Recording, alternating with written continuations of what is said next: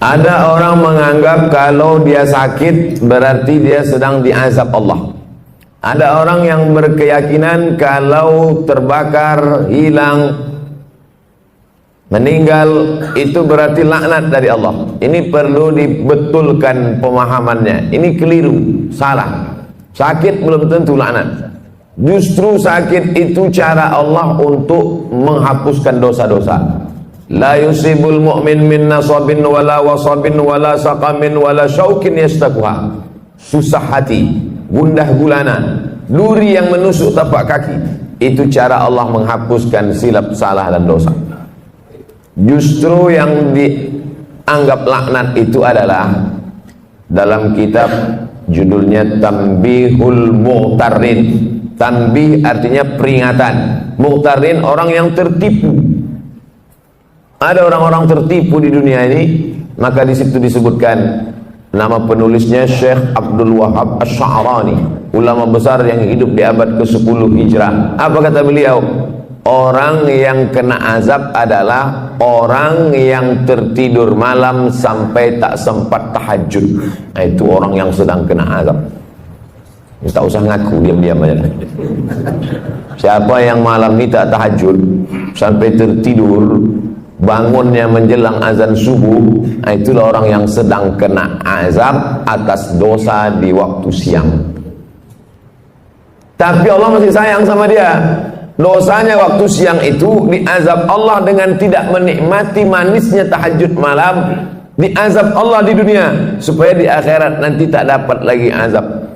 Dosa orang yang melakukan perbuatan maksiat di waktu siang, maka diharamkan Allah mendapatkan manisnya, nikmatnya munajat, bersujud, berdoa di tengah malam. Nah, jadi banyak yang kita anggap azab sebenarnya bukan azab. Miskin bukan azab, susah bukan azab, risau bukan azab, duri menusuk tapak kaki bukan azab, dilaporkan ke Mabes bukan azab. Saudara yang dimuliakan Allah Subhanahu wa taala, justru azab adalah ketika tertidur lelap sampai azan subuh tiba. Alhamdulillah, malam ini yang paling afdolnya tahajud itu jam berapa Pak Ustaz? Sepertiga malam. Malam itu dihitungnya sejak jam berapa? Dari mulai setelah Isya. Jadi ngitungnya dari jam 8, 9, 10, 11, 12, 1, 2, 3, 4, 5. Dibagi 3. 9, 10, 11, 12, 1, 2, 3, 4, 5. Begitu cara membagi malam itu. Maka yang paling afdal adalah 12, 1, 2. Itu makanya ada Ustadz dulu menjelaskan kapan waktu yang afdal sholat tahajud Ustadz? Ya agak-agak jam 2 lah. Tapi zaman Nabi tak ada jam. Dari mana Ustadz tahu jam 2? Saya kok tanya-tanya. Udah begitu dari dulu. Cara ngitungnya begitu. Ngitung malam itu dari azan Isya ke azan subuh. Nah, jadi kalau dihitung dari jam 8 azan Isya, 9, 10, 11, 12, 1, 2, 3, 4, 5. Jadi kalau saya tahajud jam 9 Pak Ustaz, sah. Tapi waktunya tak afdal, tak utama. Dia mau pergi naik pesawat ke luar negeri, pesawatnya jam 11. Habis Isya itu sholat dia. Tapi tak ada tidur dulu. Kalau tidur dulu namanya tahajud. Kalau tak ada tidurnya namanya qiyamul lail. Itu beda tahajud sama qiyamul lail. Tak dapat tahajud karena tak tidur, dapat qiyamul lail. Jangan menunggu tidur sampai tak tahajud. Kau kenapa tak pernah sholat malam? Itulah aku payah. Aku kalau udah tidur ni azan subuh baru bangun. Maka ma la yadraku kulluh la yutraku kulluh. Kalau tak dapat semuanya, jangan tinggalkan semua. Tak dapat di awal waktu, di tengah waktu. 12, 1, 2 bagus, tapi berat. Banyak di antara bapak ibu yang siangnya terlalu lelah sehingga di waktu malamnya pun payah. Maka bangunnya udah mau azan subuh jam 5. Bangun jam 4. Apakah hilang tahajudnya? Tetap. jam 4 tetap bangun tahajud. Yang paling bagus sekali adalah mandi di waktu subuh. Kenapa begitu? Oh, mandi waktu subuh ini kan kena rematik Pak Ustadz. Yang rematik itu dari azan maghrib ke jam 12 malam. Makanya dilarang, banyak sebagian orang meyakini jangan mandi maghrib, nanti dicubit hantu, biru-biru kulit. Pergeseran waktu siang dan malam. Dulu anak-anak kecil selalu dilarang, jangan lari-lari, jangan lari-lari maghrib, banyak setan. Nah, yang tak boleh itu adalah dari mulai tenggelam matahari sampai jam 12 malam. Adapun dari jam 1 ke subuh, bahkan ada terapi penyembuhan mandi malam, sehat, segar bugar. Oleh sebab itu maka bagus bangun malam mandi, tapi tak sampai pada wajib hukumnya. Apalagi dia banyak silap salah berdosa, kemudian mandi tobat, dia diniatkannya mandi tobat, bagus sekali. Ma min muslimin yuznibu dzamban, ada orang silap salah buat dosa, summa yatatahhar, bersuci dia. Suci ada 3, mandi, wudu, tayammum. Yang tak bisa mandi, wudu. Wudu pun tak bisa, kata dokter tak boleh kena air. Kalau kena air mati. Tayamum, belajar tayamum bagus. Yang tak bisa tayamum, tak mungkin tak bisa tayamum. Tak bisa tayamum sendiri, ditayamumkan. Boleh dia ditayamumkan, diajarkan tayamum. Tayamum pun tak bisa, mati je lah. Habis sudah batas limit waktu untuk beribadah kepada Allah Subhanahu wa ta'ala. Kenapa kita masih hidup malam ini? Banyak orang lebih muda dari kita, lebih sehat dari kita, lebih hebat dari kita, mati. Orang kalau nengok saya banyak, wah aku tengok gaya Ustaz ini tak lama lagi gitu. Banyak orang yang lebih sehat dari saya mati duluan, saya hidup. Ustaz sering-sering jogging biar agak segar sedikit, banyak habis jogging mati. Tapi jangan takut jogging gara-gara ini. Yang olahraga tetap. Kita sehat hidup hari ini bukan karena olahraga. Kita hidup ini bukan karena rajin check up. Kita hidup ini bukan alladzi khalaqal mauta. Allah yang menciptakan mati wal hayata. Allah menciptakan hidup dan mati. Untuk apa dibuat Allah ada hidup ada mati? Liyabluwakum ayyukum ahsanu amala. Allah ingin menguji siapa yang paling baik amal. Jadi kita masih hidup subuh ini, jangan sampai salah jawab. Bapak, kenapa Bapak masih hidup sampai sekarang? Saya ini rajin jaga 4 sehat 5 sempurna. Banyak orang makannya sehat, dijaganya betul. Bapak makan ini takut kolesterol, Bapak makan ini takut darah tinggi, Bapak makan ini takut gula darah, menguap mati. Allazi khalaqal mauta wal hayata, surat Al-Mulk juz 29, surat yang pertama. Allah ciptakan hidup mati ini, dibuatnya kita hari ini hidup, tujuannya untuk beramal. Makanya alhamdulillah kita balas semua nikmat Allah itu subuh ini, kita bangun buka mata langsung beramal. Apa amal yang pertama? Zikir. Alhamdulillahilladzi ahyana ba'dama amatana wa ilaihin nusyur. Dulu orang begitu kalau bangun tidur, bangun alhamdulillah. Dia enggak sekarang, begitu bangun langsung ambil HP. Bapak Ibu yang dimuliakan Allah Subhanahu wa taala. Setelah bersih, apa salat yang paling bagus dilaksanakan? Salat sunat wudu. Dalilnya mana? Hadis riwayat dari Bilal bin Rabah. Bilal, ya Rasulullah, ku dengar suara selopmu dalam surga. Suara sendal bergesek ke lantai, kresek. Apa maknanya kalau kita dengar suara selop orang? Itu menunjukkan dia dekat, suara selopnya kedengaran. Sebagian orang begitu, ada juga sebagian lagi tak terdengar suara selopnya, tercium bau asapnya. Merokok. Ku dengar suara selop sendalmu dalam surga, hai Bilal. Apa amal kau Bilal? Kata Bilal, aku tak pernah meninggalkan solat sunnah setelah bersuci berwudu. Tak pernah dibuat Nabi, tak pernah disuruh Nabi, tak pernah diajarkan Nabi, tak pernah Nabi mengatakan, hai orang beriman, kalian kalau habis wudu solat sunatlah kalian. Tak pernah. Itu murni inisiatif, ide dari Bilal. Setiap habis wudu solat sunat dia, setiap habis wudu solat sunat dia. Lalu kemudian Allah tunjukkan kepada Sayyidina wa Maulana Muhammad sallallahu alaihi wasallam, ini balasan amal Bilal. Nabi bertanya, itu bukan Nabi tak tahu, Nabi mau ngasih tahu pada orang yang menuduh bahwa perbuatan baik itu jangan asal dilaksanakan. Nih perbuatan baik yang tak pernah dibuat Nabi tapi disetujui Nabi. Engkau masuk surga gara-gara amalmu wahai Bilal. Maka kita pun kalau mau ikut amal baik, habis wudu sholat sunat. Bagi yang pakai usolli sunnatal wudu raka'ataini lillahi ta'ala. Bagi al-wasliyah pakai usolli, Muhammadiyah tak pakai usolli. Allahu Akbar. Niatnya di mana? Dalam hati. Tak usah berkelahi antara al-wasliyah Muhammadiyah. Kau, aku dua-dua tak pernah buat. Parah. Seumur hidup tak pernah sholat sunat wudu agak sekali. Buatlah banyak-banyak Pak Ustaz, asal setiap habis wudu sholat sunat wudu. Bagus sekali. Lalu setelah sholat sunat, ayatnya Pak Ustaz terserah. Faqra'u ma tayassara minal Qur'an. Bacalah apa yang mudah bagimu dari Al-Qur'an. Ghairil maghdubi alaihim waladdallin. Amin. Apa yang ingat? Kebetulan orang baru balik haji. Ingat ayat haji? Wa atimmul hajja wal umrata lillah. Ayat apa ingat? Ayat tentang kurban Pak Ustaz. Inna a'tainakal kautsar fasholli li rabbika wanhar inna syani'aka huwal abtar. Apa aja ayat yang kau ingat? Itu baca. Kalau tak baca ayat Pak Ustaz, salatnya sah. Membaca ayat itu hukumnya sunnah. Tak dibacanya ayat sah, tapi parah kali lah itu pula. Baca ayat pun tak bisa.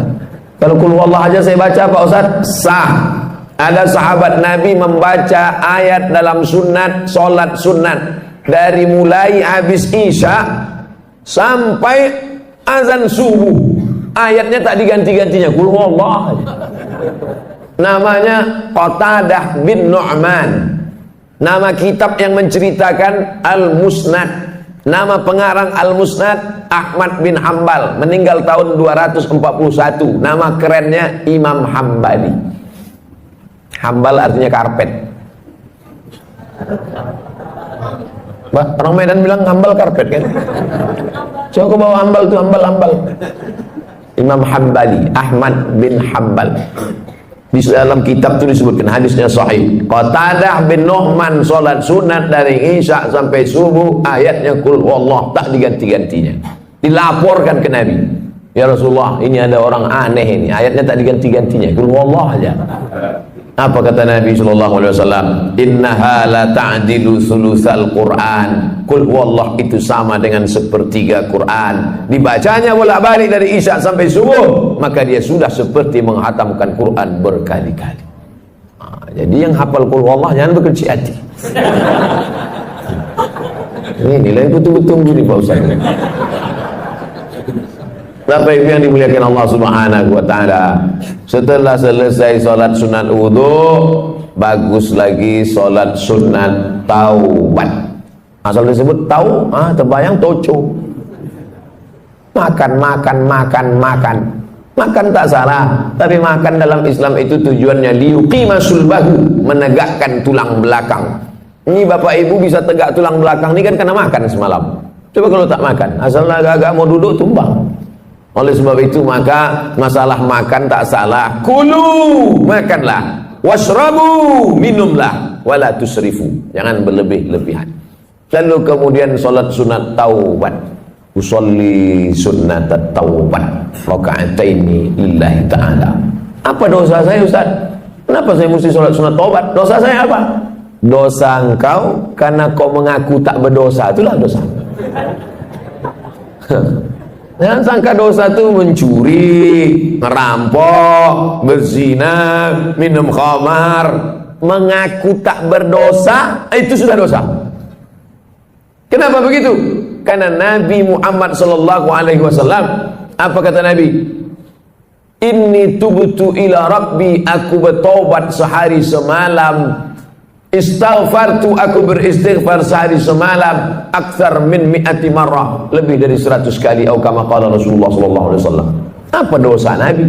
Mana ada dosa dia?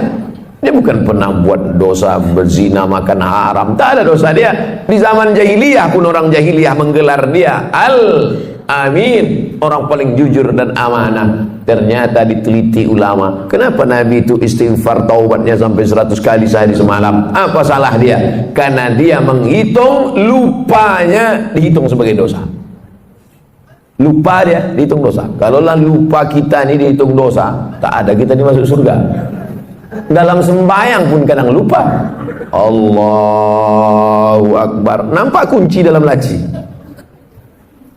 Fawailul lil musallin. Kata siapa? Kata imam. Ayat yang kedua, rakaat kedua tadi. Alam tara kaifa fa'ala rabbuka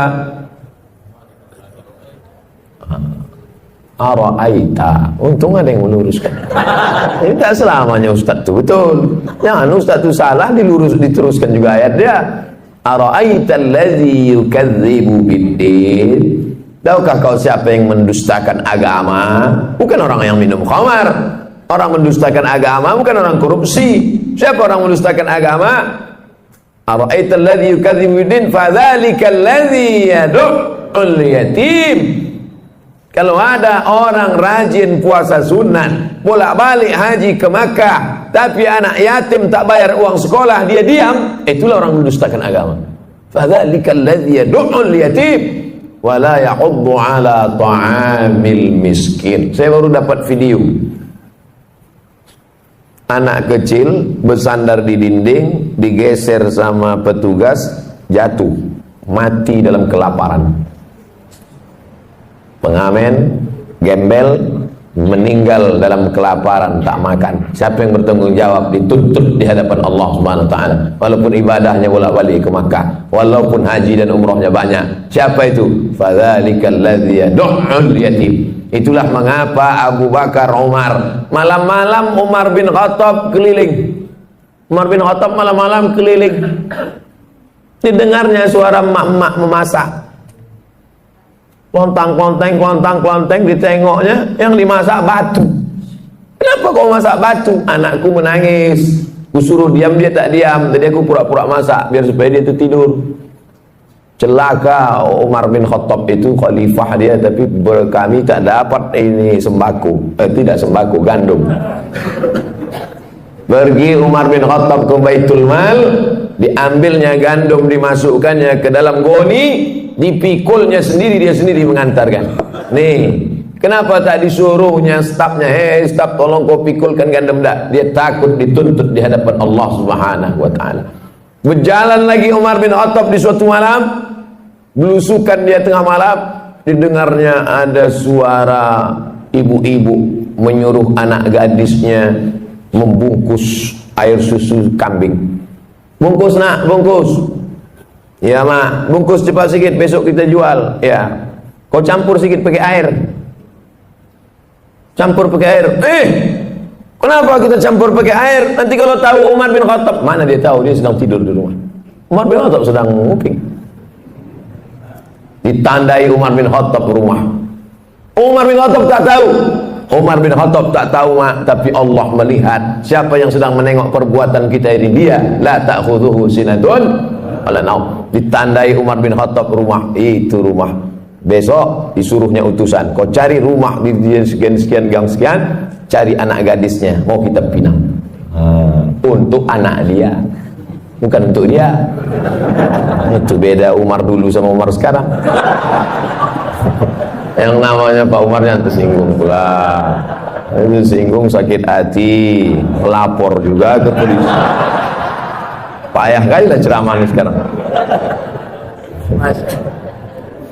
Begitulah orang-orang yang merasa tak berdosa, ternyata kalau dihitung dosa menurut Nabi Muhammad SAW, ditengok dosa menurut Umar bin Khattab, dosa yang sekarang kalian tengok sebesar ujung rambut, di zaman sahabat Nabi menengok itu sebesar bukit Uhud.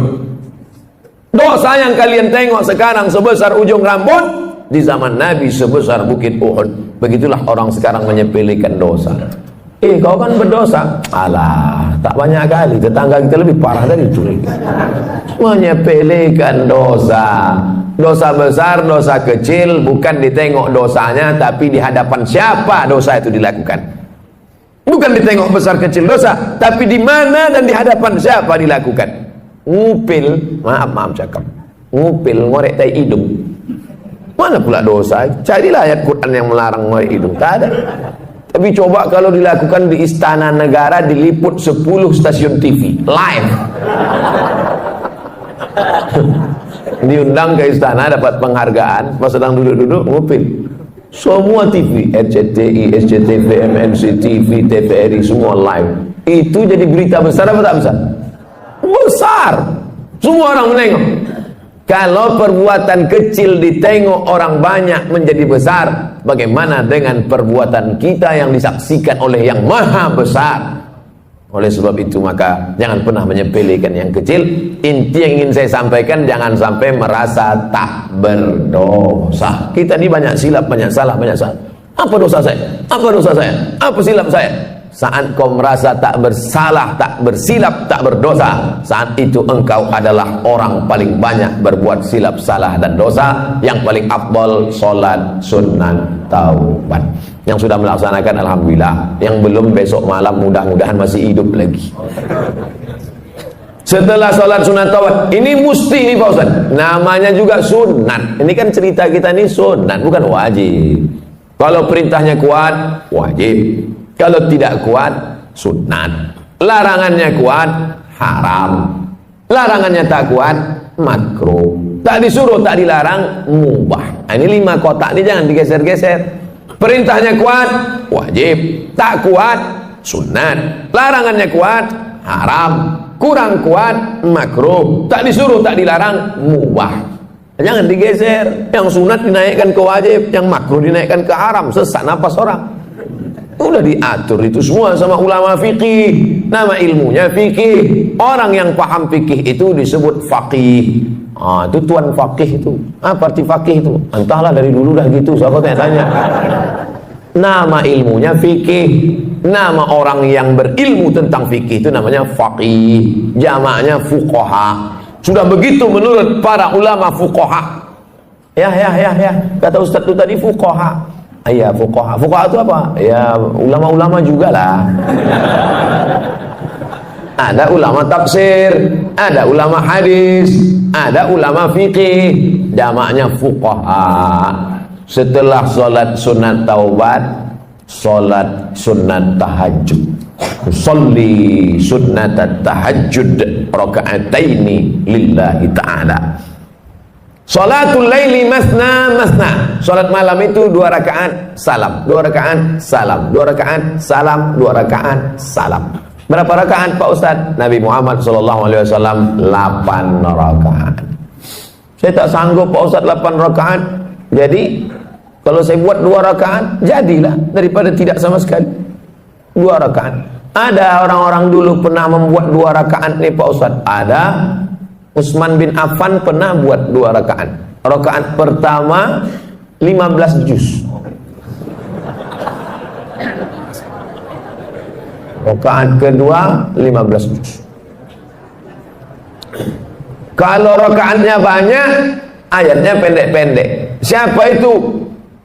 Anaknya cerita. Nama anaknya Abdullah. Nama ayahnya Ahmad. Abdullah bin Ahmad. Nama atuknya Hambal. Abdullah bin Ahmad bin Hambal. Abdullah, ya, ayah kau ulama besar. Oh, imam mazhab. Mazhab yang ketiga, paling tua Hanafi, nomor 2 Maliki, nomor 3 Syafi'i, nomor 4 Hambali. Ayahnya imam mazhab yang keempat di Baghdad, Irak. Ayah kau ulama besar. Ulama besar, hebat. Berapa rakaat sembahyang malamnya? 300 rakaat. 300 rakaat. Sebelum masuk penjara. Begitu masuk penjara disiksa, sakit. Keluar dari penjara 150 rakaat. Imam Ahmad bin Hanbal. Kita berapa rakaat? 8 rakaat. Itu pun ayatnya serembus napas. Saking kencangnya tak ingat. Nauzubillah. Jadi membandingkan diri kita ini dengan ulama. Ada ulama namanya Sajjad.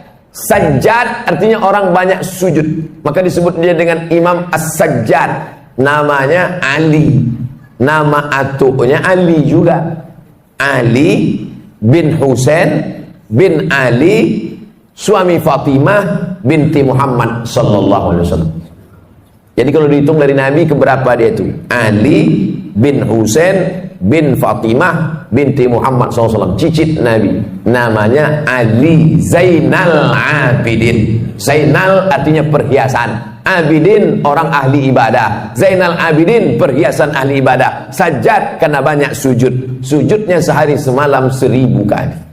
Begitu disebutkan dalam biografinya Syiar A'lam An-Nubala. Saya sebutkan cerita ini supaya kita jangan membesarkan diri, merasa amal sudah banyak karena menghitung diri dengan orang yang tak sembahyang. Kalau tengok masalah akhirat, tengok ke atas, tengok ulama-ulama, tengok imam-imam yang hebat-hebat luar biasa. Musim haji, ini jamaah haji pulang, mereka pun pergi juga ke Makkah melaksanakan haji. Imam Syafi'i, satu lagi pula Imam Ali Hadis Yahya bin Ma'in, satu lagi Imam Ahmad bin Hanbal, Imam Hambali. Jadi Imam Syafi'i sama Imam Hambali itu sezaman, bahkan guru dengan murid. Imam Syafi'i gurunya, Imam Hambali muridnya, walaupun berbeda mereka dalam masalah fikih. Sama-sama haji, 1 tahun, 1 rumah, 1 kamar. Balik sholat isya dari Masjidil Haram, tidur di kamar. Imam Syafi'i berbaring miring, Imam Hambali tegak rukuk sujud, tegak rukuk sujud, tegak rukuk sujud sampai azan isya. Selesai sholat subuh di Masjidil Haram, pulang, Imam Syafi'i bertanya, Hambali, iya, ku tengok kau tadi malam dari isya sampai subuh tegak rukuk sujud, tegak rukuk sujud, apa yang kau buat? Kata Imam Hambali, aku mengkhatamkan Quran dalam tahajudku malam tadi. Imam Syafi'i bertanya ke Imam Yahya bin Ma'in, Yahya, ku tengok kau tadi malam miring kiri, miring kanan, miring kiri, miring kanan, tak tidur-tidur. Apa yang kau buat? Aku sedang menyeleksi hadis sahih, hadis palsu, hadis sahih, hadis palsu, hadis sahih, hadis palsu. Tidak pakai laptop, bukan macam Ustaz sekarang. Lalu mereka bertanya balik ke Imam Syafi'i, Syafi'i, kau menengok kami berarti kau tak tidur tadi malam? Tidak. Apa yang kau buat? Aku mengeluarkan hukum halal, haram, makruh, mubah, 200 hukum keluar tadi malam dari Quran dan hadis. Andai kita jamaah yang keempat malam itu, kebetulan satu kloter sama orang itu, apa lagi yang kita buat malam itu agak? Mungkin nasib memoto mereka bertiga aja.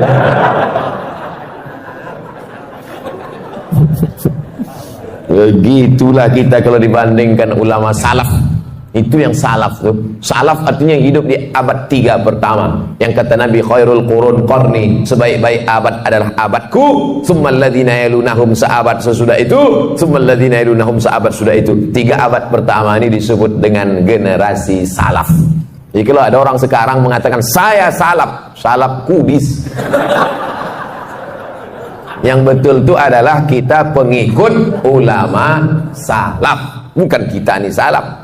Salaf kaki 3 ialah pengikut ulama salaf. Kita ini mengikut akhlak mereka, mengikut ibadah mereka. Kalau kita ikut mereka, maka kita akan bisa bersama dengan mereka dalam surga Jannatul Firdaus. Nabi Muhammad sallallahu alaihi wasallam. Nah, setelah dapat 8 rakaat mengikut Nabi sallallahu alaihi wasallam, Nabi itu 8 rakaat, ya. Yang menengok siapa? Istri dia, namanya Ummul Mukminin, ibunya orang beriman, Sayyidatuna Aisyah radhiyallahu anha. Aku tengok Nabi salat. Berapa rakaat Nabi salat? Kata dia 11 rakaat. Karena 8 ditambah 3 ditutup dengan witir. Ij'alu akhir salatikumul laila al-witra. Jadikanlah salat malam kalian yang terakhir ditutup dengan witir. Makanya habis tahajud 8 tuh tutup witir. Usolli sunnatal witri salasa rakaatin. Bagi yang mau 3 rakaat 1 salam, tidak pakai tasyahud awal supaya tak sama macam maghrib. Tapi bagi yang mazhab Syafi'i dibuat dia 2-1. Witir kan ganjil Pak Ustaz, ya. Lalu yang 2 itu apa namanya? Syafa' wal fajri walayalin ashri wasyaf'i wal watri. Watri ganjil, syafa' genap. Jadi sholat 2 rakaat dulu. Usolli sunnat syaf'i ma'al witri. Aku sholat syafa' 2 rakaat sepaket dengan witir lillahi ta'ala. Habis itu baru sholat witir 1 rakaat. Dia masih 3. Pilihlah. Masjid ini kemarin waktu bulan Ramadan witirnya 21 atau 3 rakaat 1 salam. 21 dengan 3 rakaat 1 salam. Dalam mazhab Syafi'i lebih afdal 21, karena yang 2 rakaat 1 salam itu iftitahnya 2 kali, tasyahudnya 2 kali, lebih banyak amalnya. Tapi saya tak menyalahkan yang 3 rakaat 1 salam tanpa tasyahud awal supaya tak sama dengan maghrib, karena ada juga dalam pendapat para ulama. Tak perlu mempermasalahkan yang tak masalah sehingga menjadi masalah. Disitulah letak masalahnya. Nah, habis witir, sholat hajatnya kapan Pak Ustaz? Kalau mau sholat hajat bisa sebelum tahajud tadi atau di sela-sela dari tahajud ke witir. Yang penting setelah habis witir tutup selesai. Waktu menjelang azan subuh, apa yang perlu kita lakukan? Wabil ashari hum yastaghfirun. Paling bagus di waktu sahur menjelang azan subuh, banyak-banyak beristighfar. Ambil tasbih, istighfar. Astaghfirullahaladzim, astaghfirullahaladzim, astaghfirullahaladzim. Tasbih-tasbih yang tergantung di kaca spion itu cabutlah. Udah lama betul mobil itu bertasbih dah. Jangan sampai mobil itu masuk surga, awak masuk neraka. Cabutlah, cabut. Besok cabut. Astaghfirullahaladzim, astaghfirullah. Man lazimal istighfar, siapa yang memperbanyak istighfar, 3 balasan orang banyak istighfar. Ja'alallahu lahu min kulli dhiqin makhraja. Kesempitan hidupnya dikasih Allah kelapangan. Wa min kulli hammin faraja. Kesusahannya diberikan Allah kesenangan. Wa razaqahu min haitsu la yahtasib. Dikasih Allah rezeki dari jalan yang tak disangka-sangka. Hati susah senang bukan karena harta, karena banyak orang kaya raya mati bunuh diri karena hatinya sempit.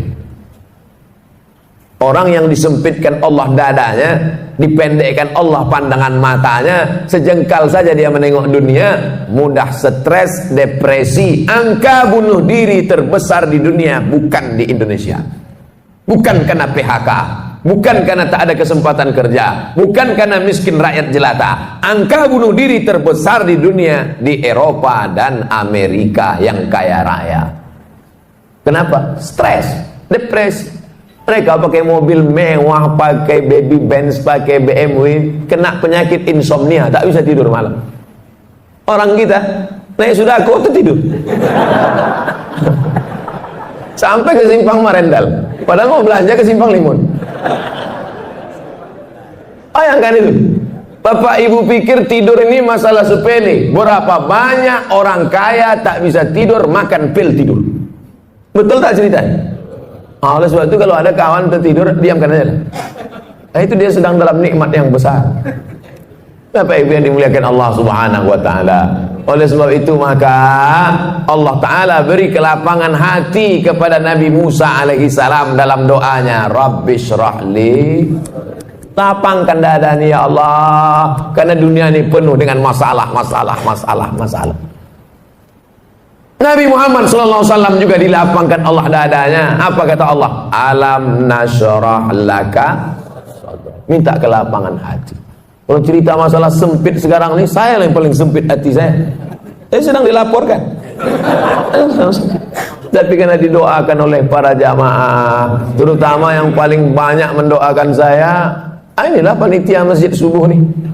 Ya Allah, kami sudah memasang tenda di belakang semua. Kalau sampailah Ustaz tuh stres tak bisa ceramah, hancurlah program kami.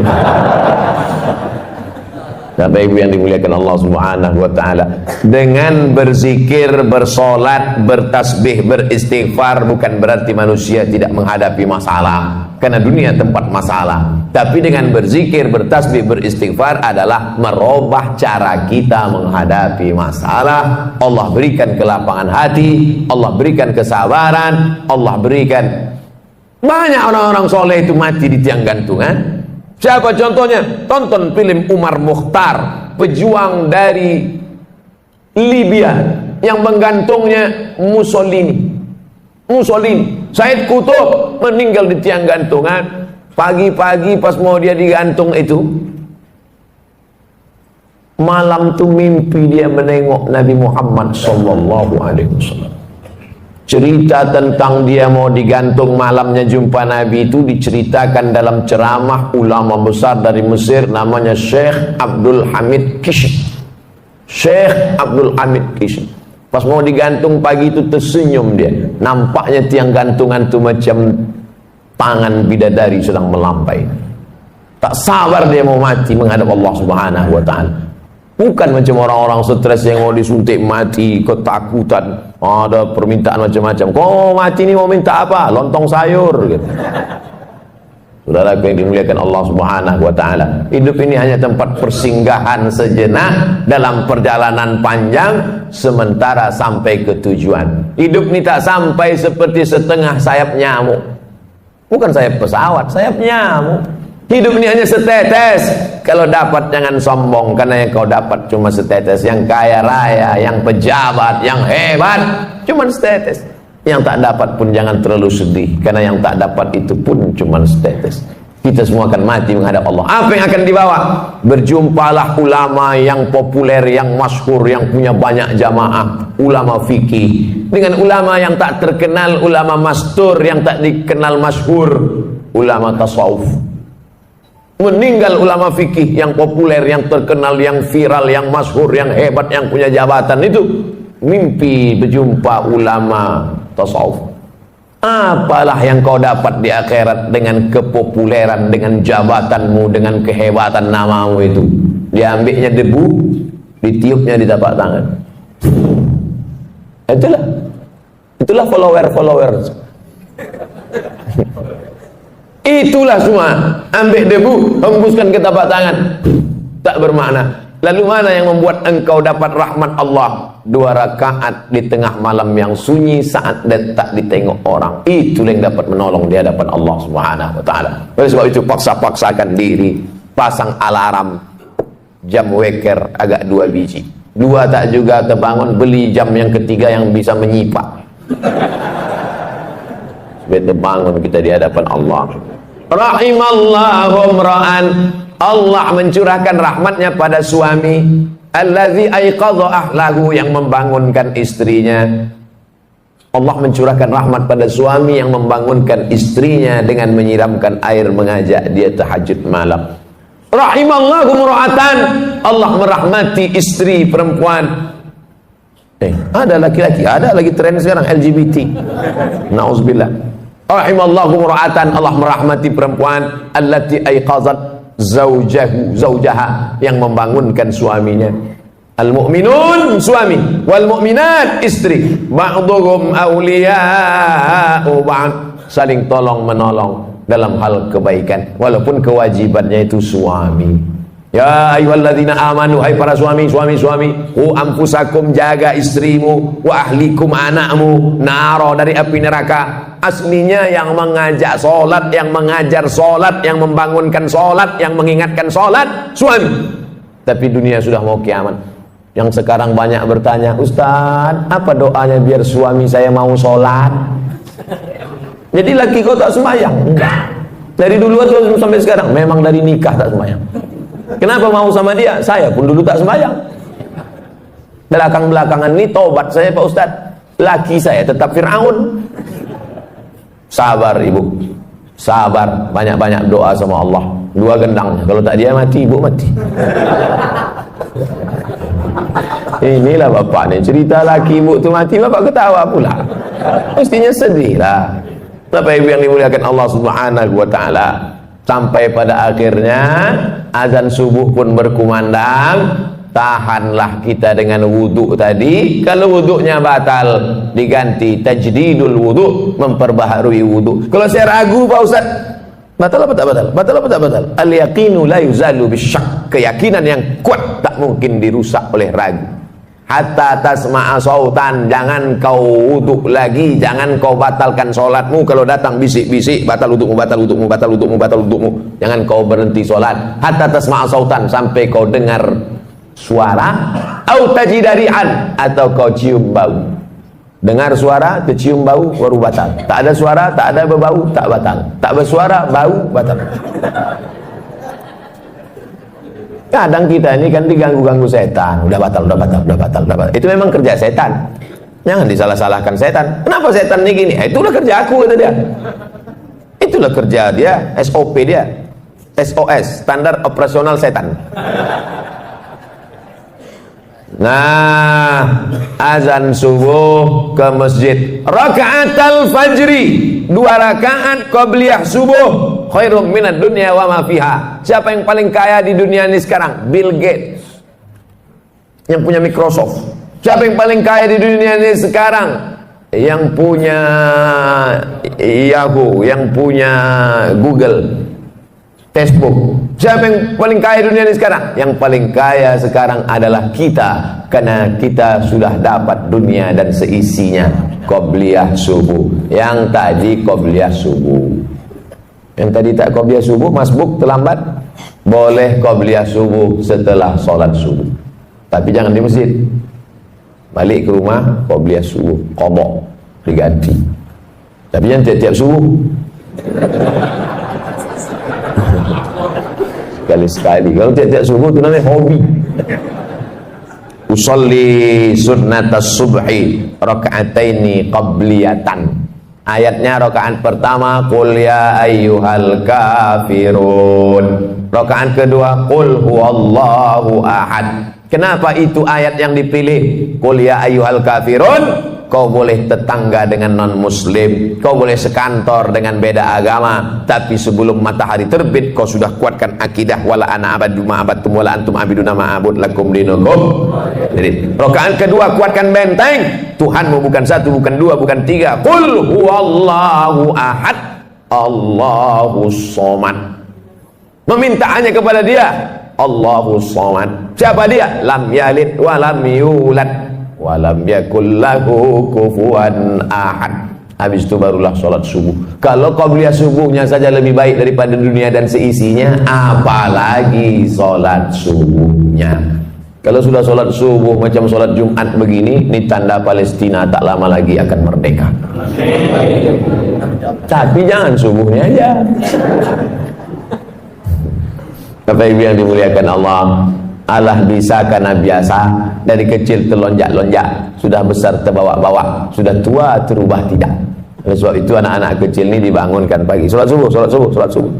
Sholat subuh nak, kata ayahnya. Apa kata emaknya? Biarkan aja lah bang, tanggal merah. Mana ada sholat tanggal merah? Oleh sebab itu maka dididik dia. Kalaulah sempat dia nanti tua, agak-agak nyasar, agak-agak salah jalan sikit, tapi nanti teringat dia. Mungkin bapak bukan ustaz, tak pandai berceramah, tak pernah mengajar dia, ya ayyuhallazina amanu. Tapi tangan bapak menenteng tangan dia, asal mau ke masjid tarik dia, nanti sampai masanya diingatnya itu. Saya berjumpa sama promotor musik. Promotor musik tahu sendirilah, band itulah sembahyang dia. Putar juga kepalanya, tapi mabuk, bukan berzikir. Saya tak sholat Pak Ustaz, tak puasa Pak Ustaz. Kalau sudah membawa grup musik tur 6 bulan, dari mulai Aceh, Medan, Riau, Jambi, Palembang, Lampung, Bengkulu, 6 bulan. Tur lagi Kalimantan, tur lagi, sampai akhirnya suatu petang duduk saya di atas pentas musik mau show nanti malam, habis masang-masang lampu segala macam, pas matahari mau tenggelam nampak saya merah di ufuk barat, terdengar suara azan. Allahu Akbar, Allahu Akbar. Pas sedang itu teringat saya almarhum ayah menenteng tangan saya ke masjid dulu waktu kecil. Saya tinggalkan semua, tawat saya. Betapa kenangan kecil ke masjid berkesan luar biasa. Oleh sebab itu jangan pernah bosan, jangan pernah muak. Kenapa? Boleh jadi di situ nanti titik Allah mengingatkan memori dia, nyasar-nyasar dia, salah jalan dia, pakai narkoba dia, diskotik dia, tapi akhirnya dia berputar, dapatnya jalan balik menuju jalan Allah Subhanahu wa taala. Salat subuh. Ustaz besok jadi imam ya? Jangan dulu, suara saya ini sedang keras. Suara berceramah ini keras, dibawa menjadi imam macam kopi kering bunyinya. Alhamdulillah. Makmum di belakang macam tak ada aja imam lain. Kita tahu diri. Yang mentang-mentang petantang-petantang Ustaz, silakan maju Pak Ustaz. Iya, kita ukur diri kita. Ada imam yang lebih layak maju, biarlah imam tetap aja Pak maju. Yang kedua, saya tak mau maju nih petantang-petantang, takut salah adab. Rupanya di masjid itu tak pakai kunut, awak berkunut. Rupanya masjid itu berkunut, kita tak berkunut. Gara-gara kunut, kata jamaah, ustaz itu tak berkunut, tak usahlah kita dengar ceramahnya. Kunut ini hukumnya sunat ab'ad dalam mazhab Syafi'i. Kalau lupa baca kunut, sujud sahwi. Imamnya lupa, sujud sahwi. Makmumnya ikut sujud. Allahu Akbar, subhana man la yanamu wa la yashu. Maha suci Allah yang tak tidur dan tak lupa. Allahu Akbar, duduk, sujud lagi. Subhana man la yanamu wa la yashu, baru salam. Assalamualaikum warahmatullahi, menurut mazhab Syafi'i. Rupanya masjid kita tadi berkunut. Allahumma hdina fi man hadait. Makmum tinggal amin, 5 amin. Allahumma hdina fi man hadait, amin. Wa'afina fi man afait, amin. Wa tawallana fi man tawallait, amin. Wa barik lana fi ma atait, amin. Wa qina bi rahmatika syarra ma qadait, amin. Sisanya tak diaminkan, baca sendiri. Fa innaka taqdi wa la yuqda 'alaika wa innahu la yadhillu man walayta wa la yu'izzu man hadaita tabarakta rabbana wa ta'ala. Falakal hamdu 'ala ma qadaita, nastaghfiruka wa natubu ilaik. Tutup dengan selawat. Wa sallallahu ala sayyidina Muhammadin nabiyil ummi wa ala alihi wa sahbihi wa baraka wa sallam. Tak hafal Pak Ustaz, gerak-gerakkan yang mulut. Doa sunat, diam aja, diam. Yang wajib itu rukun, Fatihah. Sunat baca, tak bisa baca, diam. Ingat Allah Subhanahu wa taala. Lalu kemudian setelah sholat pula kita tak keluar masjid.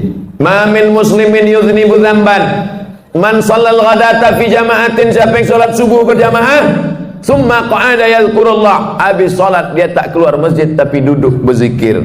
Majelis ilmu ini majelis zikir, karena yang kita bahas, kita ceritakan tak ada lain Quran, hadis, pendapat ulama. Quran, hadis, pendapat ulama. Siapa yang sholat subuh berjamaah, duduk berzikir mengingat Allah hatta tatul asyam, sampai terbit matahari. Mudah ngitungnya. Sekarang maghrib jam berapa?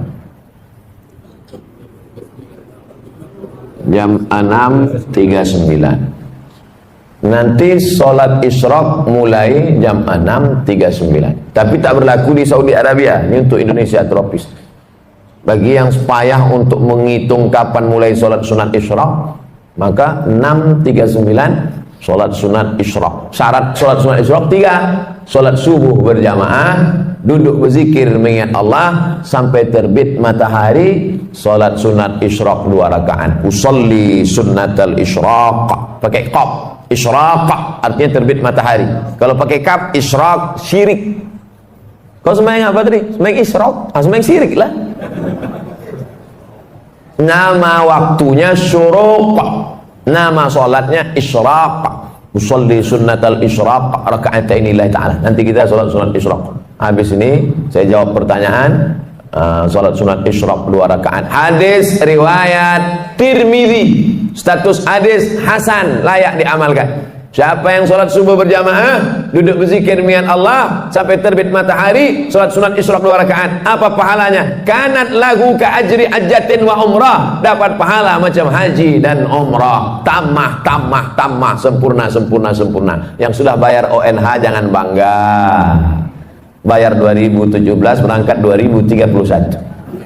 Kenduri tiap tahun. 2030 mati. Tapi Allah kasih jalan lain. Yang tak punya duit jangan kecewa, jangan kecil hati. Sholat subuh berjamaah, duduk berzikir mengingat Allah sampai terbit matahari, sholat sunat isyraq 2 rakaat. Tapi yang udah bayar ONH jangan ditarik balik. Jangan nanti balik dari sini pergi ke bank. Saya tarik balik ONH, kenapa? Tadi udah dapat pahala macam haji dan umrah. Tak dapat sekali sehari, seminggu sekali. Alhamdulillah subuh ini dapat kita laksanakan. Akhirnya saya mulai jam tadi 5:30, sekarang 6:30, sesuai janji 60 menit. Diurutkan dari mulai bangun tidur sampai terbit matahari. Selanjutnya kita jawab pertanyaan. Nanti selesai ini kita masing-masing langsung sholat sunat isyraq masing-masing. Supaya saya kasih tahu supaya jangan menghidupkan kamera masing-masing. Kita sedang safar. Safar maksudnya musafir. Namanya safar, orangnya musafir. Ketika masuk masjid, masuk waktu sholat maghrib, apakah bisa kita berimam sholat maghrib seperti biasa, tidak jamak qashar, setelahnya baru kita menjamak qashar? Ya, Allahu Akbar, Allahu Akbar. Mobil pun, kendaraan pun masuk ke masjid, halaman masjid maksudnya, bukan dalam masjid. Banyak sekarang orang kalau musafir itu, habis itu pergi balik, rupanya numpang kencing aja. Sholat maghrib dia, maka bapak dan ibu ikut sholat maghrib sama si imam tuh niatnya jamak qashar, jamak takdim. Setelah salam dia tegak. Kalau sendirian qomat sendirian. Kalau kebetulan rombongan angkat satu jadi imam. Sholat isya jamak qashar, jamak takdim. Udah selesai. Kasusnya sekarang zuhur. Pas zuhur ikut imam jamak qashar, jamak takdim. Berapa rakaat? 4. Tapi qashar 2 Pak Ustaz. Kenapa 4? Karena imamnya mukim. Imamnya mukim. Al-imam ju'ilal imam liyutamma bi. Imam itu diangkat untuk diikuti. Kita ngikut imam. Imamnya 4, kita pun ikut 4. Nanti setelah salam tegak lagi jamak qashar, jamak takdim, asarnya 2. Zuhurnya 4 karena ikut imamnya mukim. Tapi karena saya ustad, imam tuh tak mau maju. Tengoknya saya, Ustaz Somad, silakan maju Ustaz. Saya bilang saya ini musafir. Bapak yang mukim lah jadi imam. Tak apa-apa Pak Ustaz. Ustaz lah tetap maju. Akhirnya saya maju. Sholat zuhurnya saya 2 rakaat, tapi makmumnya tetap 4. Assalamualaikum warahmatullah. Saya musafir, makmumnya mukim. Makmum yang mukim itu tegak menambah 2 rakaat. Jangan bingung, ini banyak makmum bingung. Tengoknya imam salam, aku salam apa tidak ya? Nah, begitu kalau musafir. Berapa jarak kilometer musafir nih Pak Ustadz? 89 kilometer. Medan kisaran 160. Medan Pekanbaru 600. Yang tak percaya hitung sendiri. Setelah sholat Idul Fitri, Idul Adha, apa boleh kita sholat duha? Sholat duha waktunya terbuka dari mulai syuruk lewat 15 menit 6.39 sampai 10 menit 15 menit menjelang azan zuhur.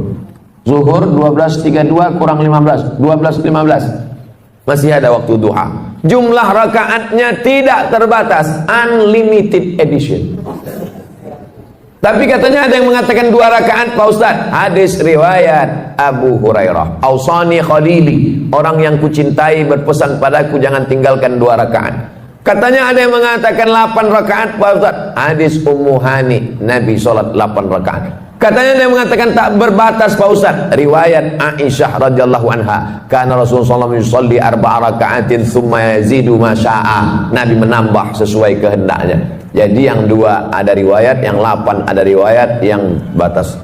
Jadi Idul Adha, Idul Fitri, kapan mau dia laksanakan ditambahnya lagi, maka tetap boleh sholat duha. Apakah batal wudhu suami istri kalau bersentuhan Pak Ustaz? Aula mastumun nisa, kalau kau menyentuh perempuan, menurut mazhab Hanafi tak batal, karena makna la mastumun nisa di situ bukan menyentuh kulit. Maaf, cakap makna la mastumun nisa jima, berhubungan kelamin baru batal. Hanafi. Mazhab Maliki mengatakan bersentuh kulit kalau bersyahwat baru batal, kalau tak ada syahwat tak batal. Kebetulan kawan-kawan saya dari Muhammadiyah pakai majelis tarjih, mereka tarjihkan mazhab Maliki ini dalam masalah bersentuhan. Makanya dia sebelum pergi ke kantor, salam, mama, papa pergi dulu ya. Sampai di kantor sholat duha aja. Kau tak wuduk lagi? Tak batal kok. Aku tak nafsu sama tadi waktu salam. Mazhab Syafi'i makna lamastumun nisa, bersentuhan kulit, bernafsu ataupun tak bernafsu, batal. Al-Wasliyah pakai mazhab Syafi'i.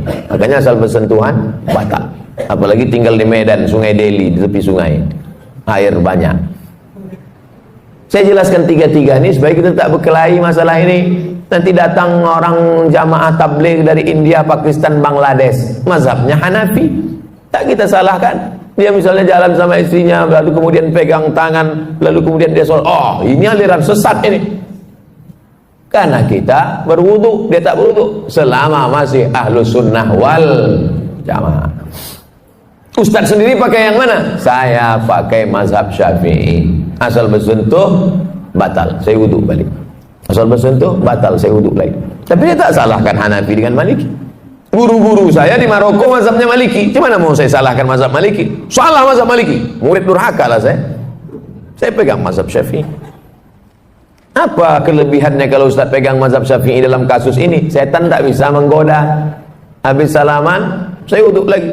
Datang setan, wuduk kau batal, wuduk kau batal, wuduk kau batal. Enggak, aku dah ambil sembahyang. Tapi kalau tak wuduk lagi, wuduk kau batal karena tadi kau nafsu. Tidak, ada sikit gitu. Semoga Pak Ustadz dirahmati Allah, amin. Pak Ustadz, saya ibu rumah tangga, umur 52 tahun. Bagaimana cara menjaga istiqomah? Sering-sering ziarah kubur. Apalagi yang suka ke mall, sering-sering nengok ziarah kubur. Pergi ke tempat belanja, shopping, mengejar dunia. Mau itu, mau ini, mau itu, mau ini, sampai tas kulit, baju, 3 lemari. Mati, habis diambil bini abang tu yang baru. Tapi kalau kita mengingat mati, secukupnya hidup bersahaja. Adapun kelebihan duit, berikan, bayarkan sekolah anak yatim, kasih makan fakir miskin, membuat kita istiqomah. Sering-sering menengok orang sakit, sering-sering menengok orang mati, sering-sering mengingat mati, hidupkan pengajian-pengajian. Siapapun ustadz yang berceramah ke masjid ini, datang, duduk, diam, dengar. Ngantuk-ngantuk sikit, diampunkan Allah SWT. Apa hukum menyambut tahun baru Pak Ustadz? Tahun baru Hijriah sepakat ulama diawali pada masa pemerintahan Umar bin Khattab. Ketika itu gubernur namanya Abu Musa al-Ash'ari berkirim surat, malu kita tak punya kalender. Akhirnya bermusyawarah sahabat, ditetapkanlah 1 Muharram sebagai tahun baru Islam, Hijrah namanya.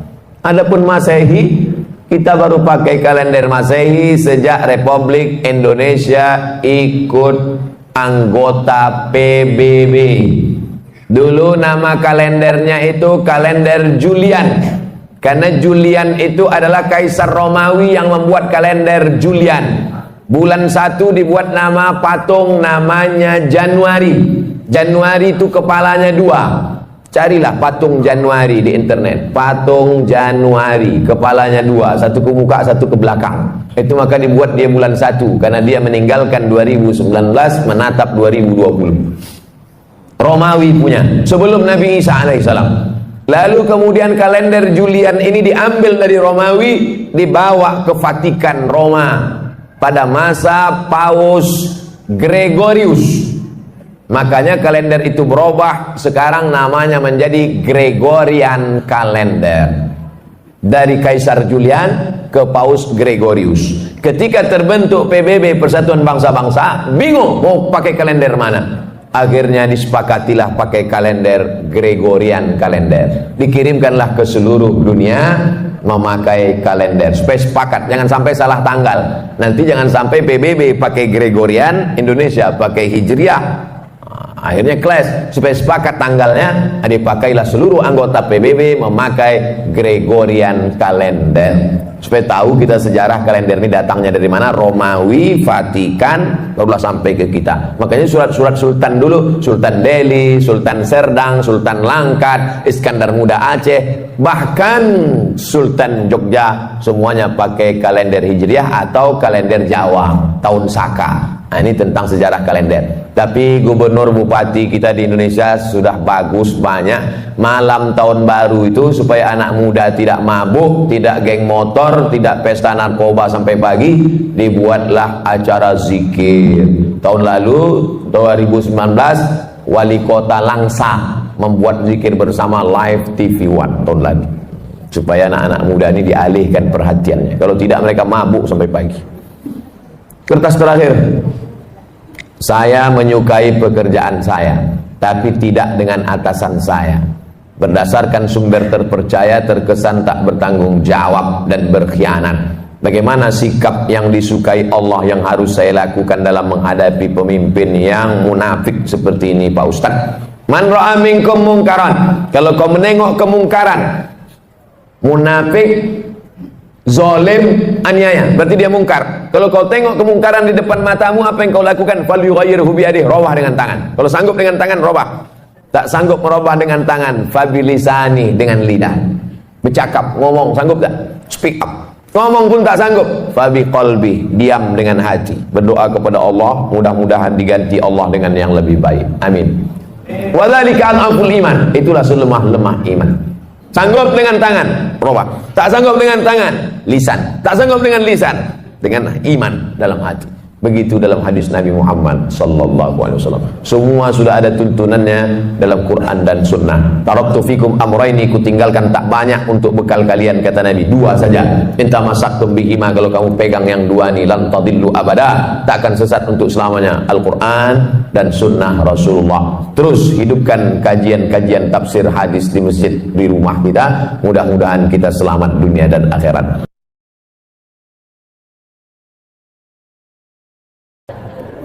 Begitulah orang-orang yang merasa tak berdosa, ternyata kalau dihitung dosa menurut Nabi Muhammad SAW, ditengok dosa menurut Umar bin Khattab, dosa yang sekarang kalian tengok sebesar ujung rambut, di zaman sahabat Nabi menengok itu sebesar bukit Uhud. Dosa yang kalian tengok sekarang sebesar ujung rambut, di zaman Nabi sebesar bukit Uhud. Begitulah orang sekarang menyepelekan dosa. Kau kan berdosa. Alah, tak banyak kali, tetangga kita lebih parah dari itu. Menyepelekan dosa. Dosa besar, dosa kecil, bukan ditengok dosanya, tapi di hadapan siapa dosa itu dilakukan. Bukan ditengok besar kecil dosa, tapi di mana dan di hadapan siapa dilakukan. Ngupil, maaf cakap, ngupil, ngorek tai hidung, mana pula dosa? Carilah ayat Quran yang melarang ngorek hidung. Tak ada. Tapi coba kalau dilakukan di Istana Negara, diliput 10 stasiun TV live. Diundang ke istana, dapat penghargaan, pas sedang duduk-duduk ngupil. Semua TV, RCTI, SCTV, MNC TV, TVRI, semua live. Itu jadi berita besar apa tak besar? Besar. Semua orang menengok. Kalau perbuatan kecil ditengok orang banyak menjadi besar, bagaimana dengan perbuatan kita yang disaksikan oleh yang maha besar? Oleh sebab itu maka jangan pernah menyepelekan yang kecil. Inti yang ingin saya sampaikan, jangan sampai merasa tak berdosa. Kita ini banyak silap, banyak salah, banyak salah. Apa dosa saya? Apa dosa saya? Apa silap saya? Saat kau merasa tak bersalah, tak bersilap, tak berdosa, saat itu engkau adalah orang paling banyak berbuat silap, salah dan dosa. Yang paling afdal solat sunnah taubat. Yang sudah melaksanakan alhamdulillah, yang belum besok malam mudah-mudahan masih hidup lagi. Setelah solat sunat taubat, ini mesti nih Pak Ustaz, namanya juga sunat. Ini kan cerita kita nih sunat, bukan wajib. Kalau perintahnya kuat, wajib. Kalau tidak kuat, sunat. Larangannya kuat, haram. Larangannya tak kuat, makruh. Tak disuruh, tak dilarang, mubah. Nah, ini 5 kotak ini jangan digeser-geser. Perintahnya kuat, wajib.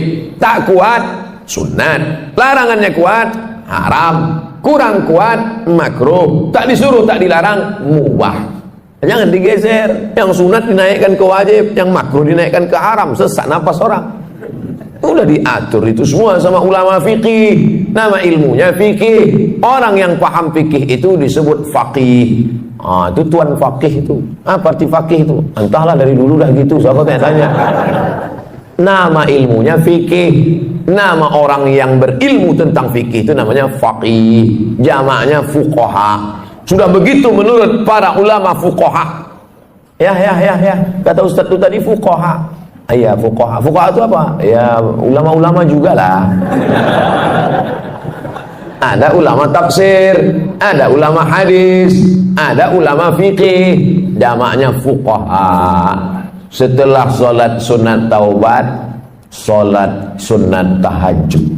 Usolli sunnat tahajud raka'ataini lillahi ta'ala.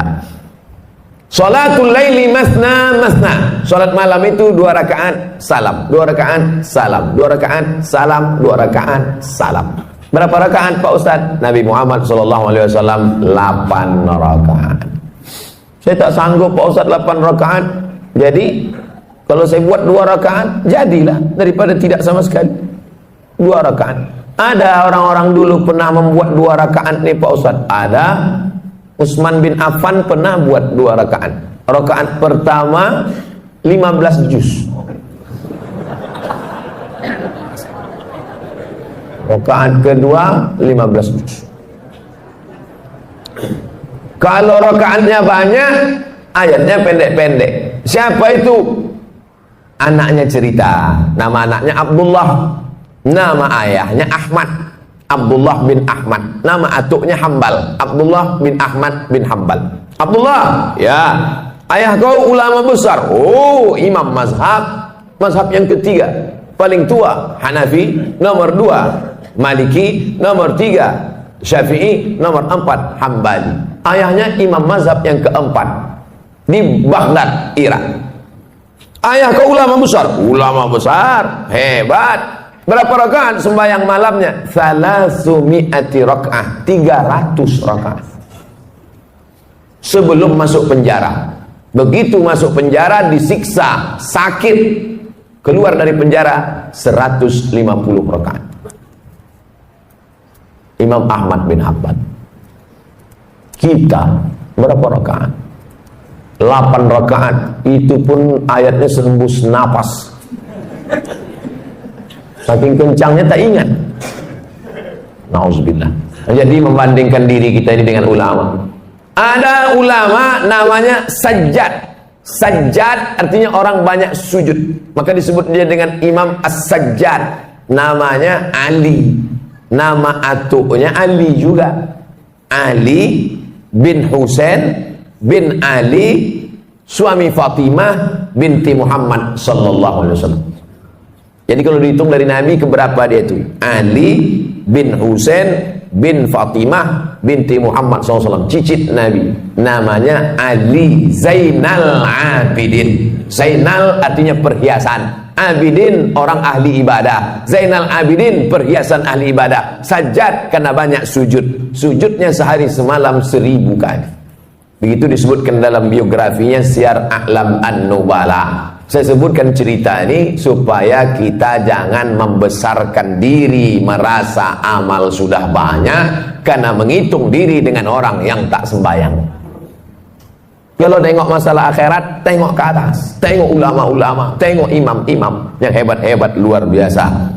Musim haji, ini jamaah haji pulang. Mereka pun pergi juga ke Makkah melaksanakan haji. Imam Syafi'i, satu lagi pula Imam ahli hadis Yahya bin Ma'in, satu lagi Imam Ahmad bin Hanbal, Imam Hambali. Jadi Imam Syafi'i sama Imam Hambali itu sezaman, bahkan guru dengan murid. Imam Syafi'i gurunya, Imam Hambali muridnya, walaupun berbeda mereka dalam masalah fikih. Sama-sama haji, 1 tahun, 1 rumah, 1 kamar. Balik sholat isya dari Masjidil Haram, tidur di kamar. Imam Syafi'i berbaring miring. Imam Hambali tegak rukuk sujud, tegak rukuk sujud, tegak rukuk sujud sampai azan isya. Selesai sholat subuh di Masjidil Haram, pulang, Imam Syafi'i bertanya, Hambali, ya, ku tengok kau tadi malam dari Isya sampai subuh tegak rukuk sujud, apa yang kau buat? Kata Imam Hambali, aku mengkhatamkan Quran dalam tahajudku malam tadi. Imam Syafi'i bertanya ke Imam Yahya bin Ma'in, Yahya, ku tengok kau tadi malam miring kiri, miring kanan, miring kiri, miring kanan, tak tidur-tidur, apa yang kau buat? Aku sedang menyeleksi hadis sahih, hadis palsu, hadis sahih, hadis palsu, hadis sahih, hadis palsu. Tidak pakai laptop, bukan macam Ustaz sekarang. Lalu mereka bertanya balik ke Imam Syafi'i, Syafi'i, kau menengok kami berarti kau tak tidur tadi malam? Tidak. Apa yang kau buat? Aku mengeluarkan hukum halal, haram, makruh, mubah. 200 hukum keluar tadi malam dari Quran dan hadis. Andai kita jamaah yang keempat malam itu, kebetulan satu kloter sama orang itu, apa lagi yang kita buat malam itu agak? Mungkin asik memoto mereka bertiga aja.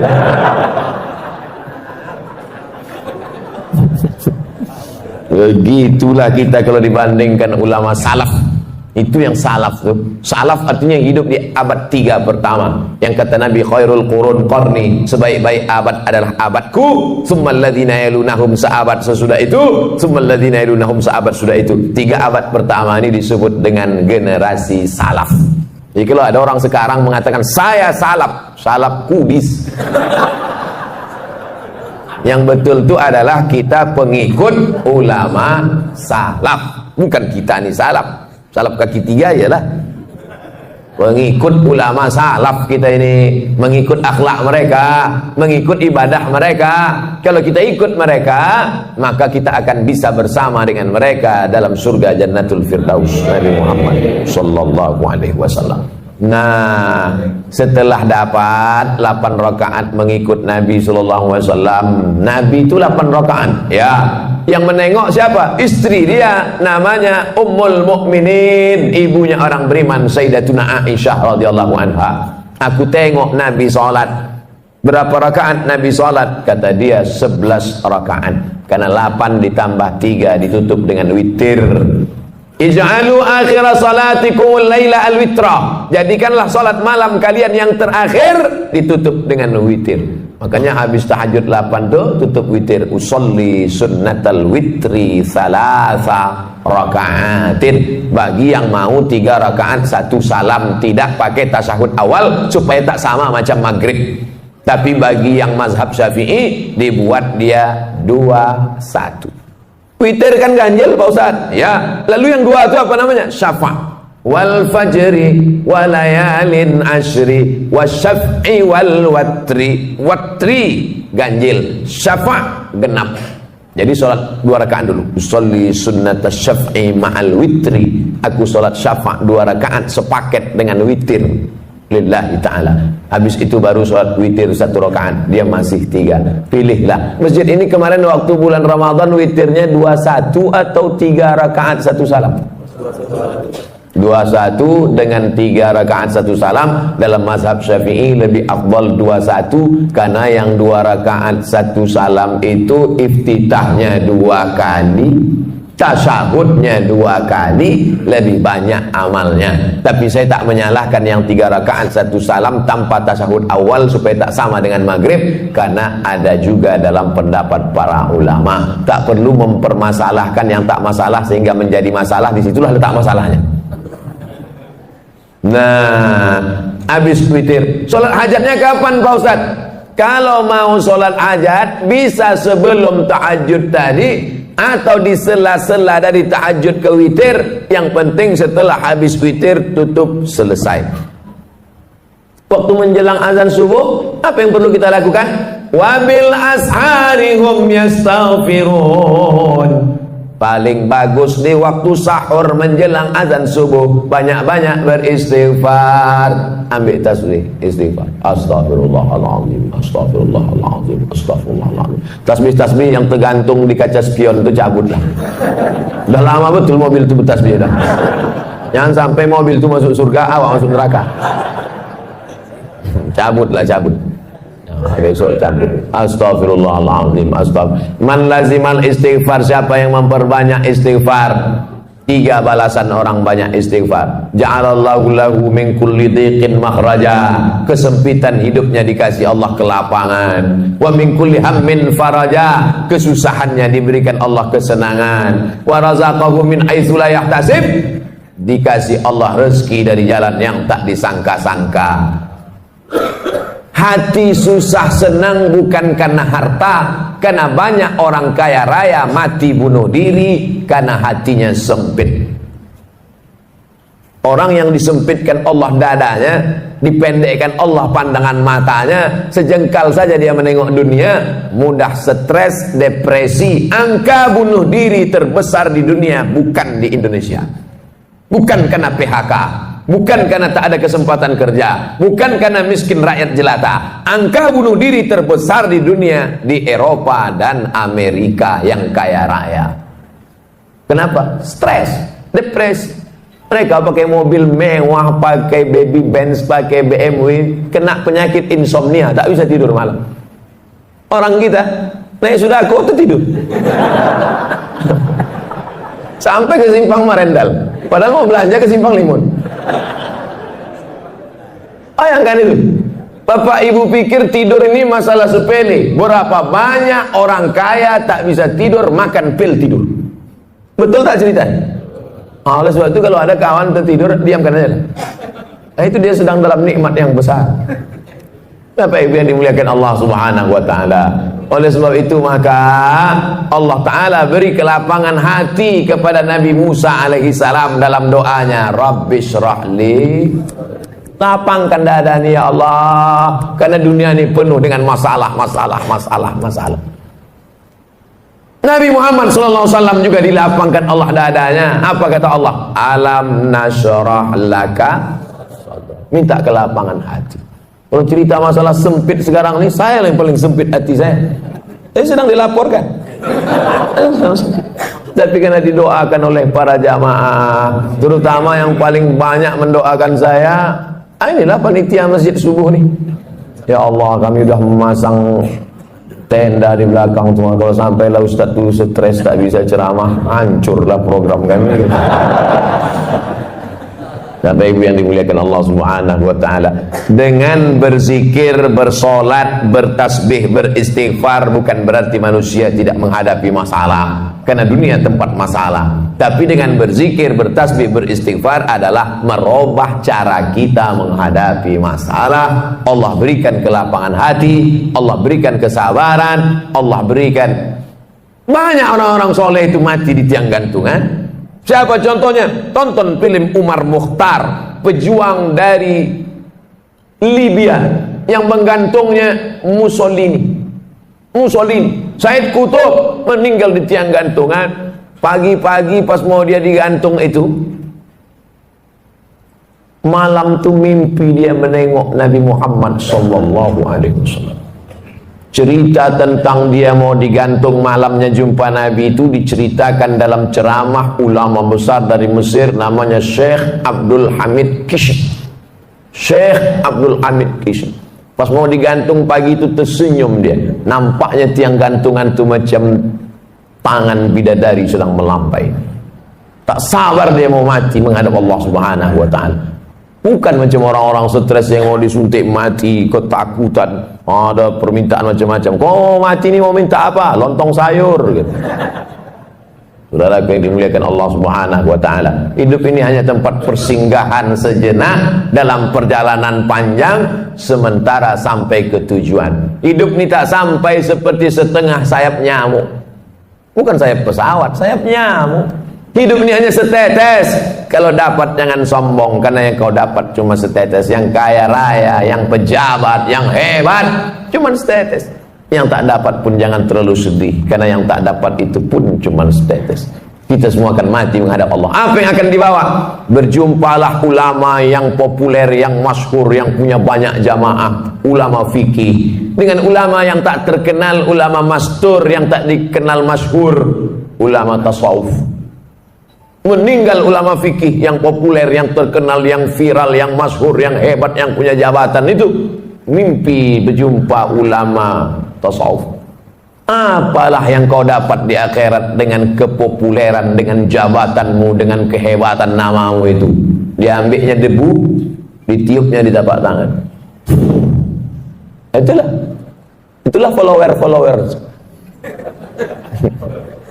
Itulah semua. Ambil debu, hembuskan ke tapak tangan. Tak bermakna. Lalu mana yang membuat engkau dapat rahmat Allah? 2 rakaat di tengah malam yang sunyi saat tak ditengok orang. Itu yang dapat menolong di hadapan Allah Subhanahu wa taala. Oleh sebab itu paksa-paksakan diri, pasang alarm, jam weker agak 2 biji. 2 tak juga terbangun, beli jam yang ketiga yang bisa menyipak. Supaya terbangun kita di hadapan Allah. Rahimallahu imra'an, Allah mencurahkan rahmatnya pada suami allazi aiqadha ahlahu, yang membangunkan istrinya. Allah mencurahkan rahmat pada suami yang membangunkan istrinya dengan menyiramkan air, mengajak dia tahajud malam. Rahimallahu imra'atan, Allah merahmati istri perempuan. Ada laki-laki, ada lagi tren sekarang LGBT. Nauzubillah. Rahimallahu imra'atan, Allah merahmati perempuan allati aiqazat zaujaha, yang membangunkan suaminya. Al-mu'minun suami, wal mu'minat istri, ba'dhum awliya'u ba'd, saling tolong menolong dalam hal kebaikan walaupun kewajibannya itu suami. Ya ayyuhalladzina amanu, hai para suami, qu anfusakum, jaga istrimu, wa ahlikum, anakmu, naro, dari api neraka. Aslinya yang mengajak solat, yang mengajar solat, yang membangunkan solat, yang mengingatkan solat, suami. Tapi dunia sudah mau kiamat. Yang sekarang banyak bertanya, Ustaz, apa doanya biar suami saya mau solat? Jadi laki kau tak sembahyang? Enggak. Dari dulu atau sampai sekarang? Memang dari nikah tak sembahyang. Kenapa mau sama dia? Saya pun dulu tak sembahyang. Belakang-belakangan ini tobat saya, Pak Ustaz. Laki saya tetap Fir'aun. Sabar ibu, sabar, banyak-banyak doa sama Allah. 2 gendangnya, kalau tak dia mati, ibu mati. Inilah bapak nih, cerita laki ibu tu mati, bapak ketawa pula. Mestinya sedih lah. Bapak ibu yang dimuliakan Allah Subhanahu wa taala, sampai pada akhirnya azan subuh pun berkumandang. Tahanlah kita dengan wudhu tadi. Kalau wudhunya batal, diganti tajdidul wudhu, memperbaharui wudhu. Kalau saya ragu Pak Ustaz, batal apa tak batal? Batal apa tak batal? Al yaqinu la yuzalu bisyak, keyakinan yang kuat tak mungkin dirusak oleh ragu. Hatta tasma'a sautan, jangan kau wudhu lagi, jangan kau batalkan solatmu. Kalau datang bisik-bisik, batal wudhumu, batal wudhumu, batal wudhumu, batal wudhumu, jangan kau berhenti solat. Hatta tasma'a sautan, sampai kau dengar suara, au tajidarian, atau kau cium bau. Dengar suara, tercium bau, baru batal. Tak ada suara, tak ada berbau, tak batal. Tak bersuara, bau, batal.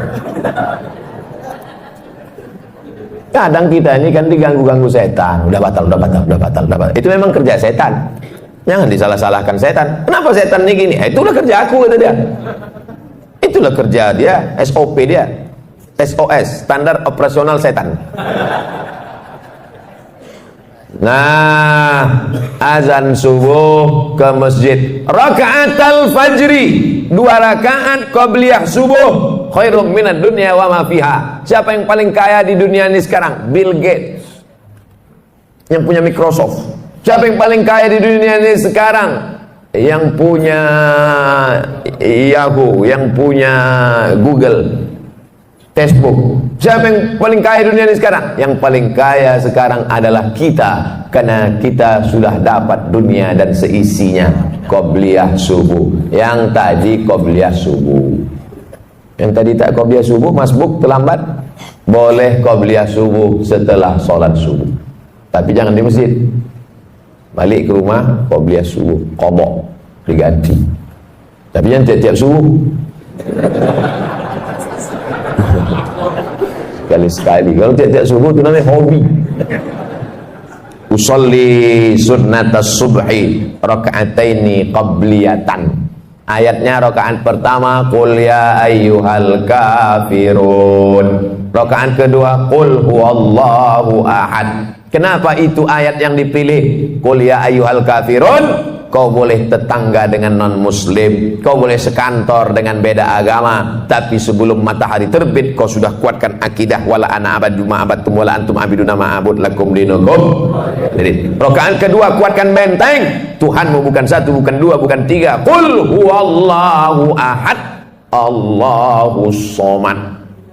Meminta hanya kepada Dia, Allahus somad. Siapa Dia? Lam yalid wa lam yulad walam yakul lahu kufuwan ahad.